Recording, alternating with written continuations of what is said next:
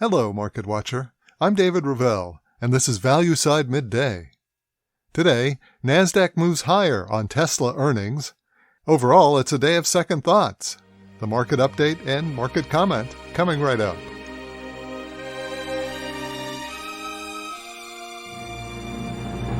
Well, it's been a day of second thoughts. We began the day digesting last night's report by Tesla of their latest quarterly results. Markets were somewhat hesitant last night, but as they opened again this morning, traders decided that Tesla's beat on both the top line and bottom line revenue was good enough to drive the stock higher. Right now, Tesla is up over 3.5% and a real bright spot in what has been a rather dull session. On the other hand, three stocks which we reported earlier this morning were trading higher back then, but they have now reversed. Industrial company Danaher, AT&T, and tech company SAP SE have all reversed directions and are now headed lower on the day. Second thoughts indeed. Not helping the matter were comments last night by Fed Governor Randall Quarles that the policy of the Biden administrations may actually be hurting the fight against inflation. The I word, you see, is rapidly becoming unwelcome on Wall Street. So overall, just about everything is down with the exception of NASDAQ, driven higher by that big jump in Tesla. Other than that, the Dow, S&P, gold, oil, bonds, and even cryptos are now down as we round into the afternoon session.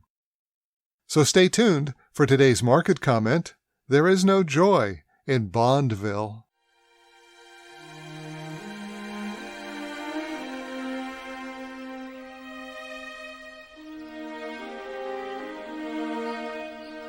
Wow.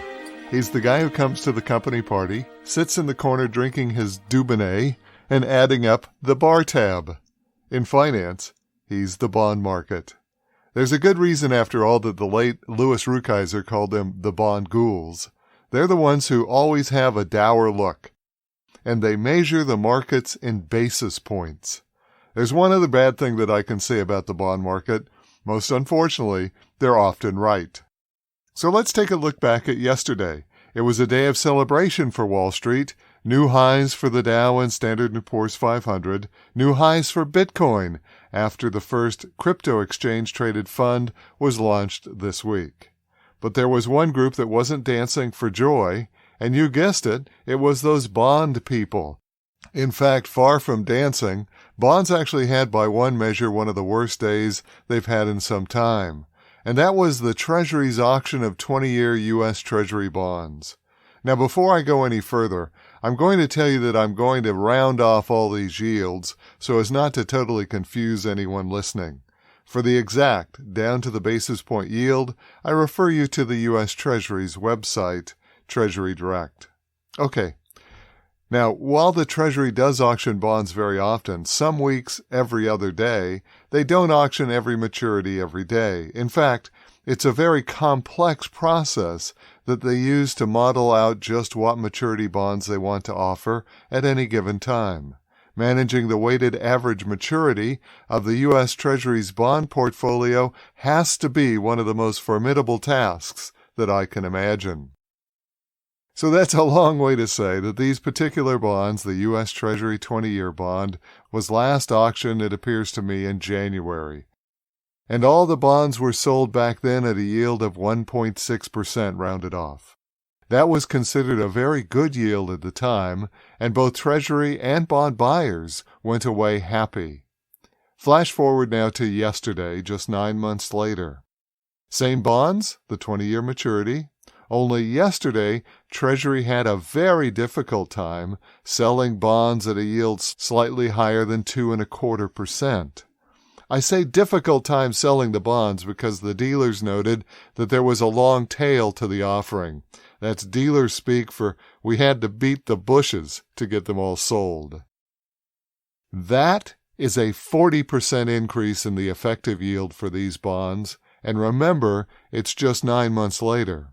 Something that's almost impossible to fathom in a market where a big move is 5 basis points or 0.5%.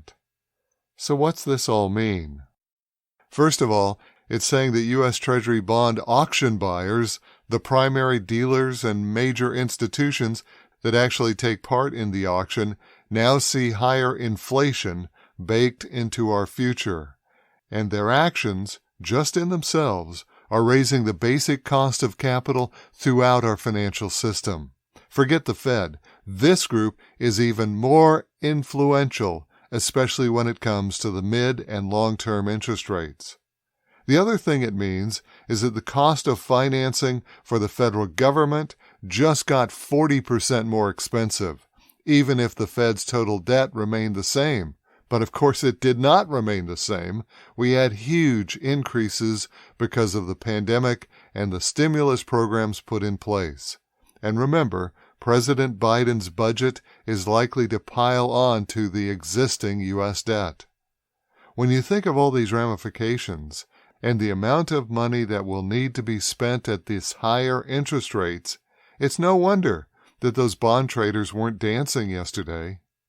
By the way, pass the Dubonnet.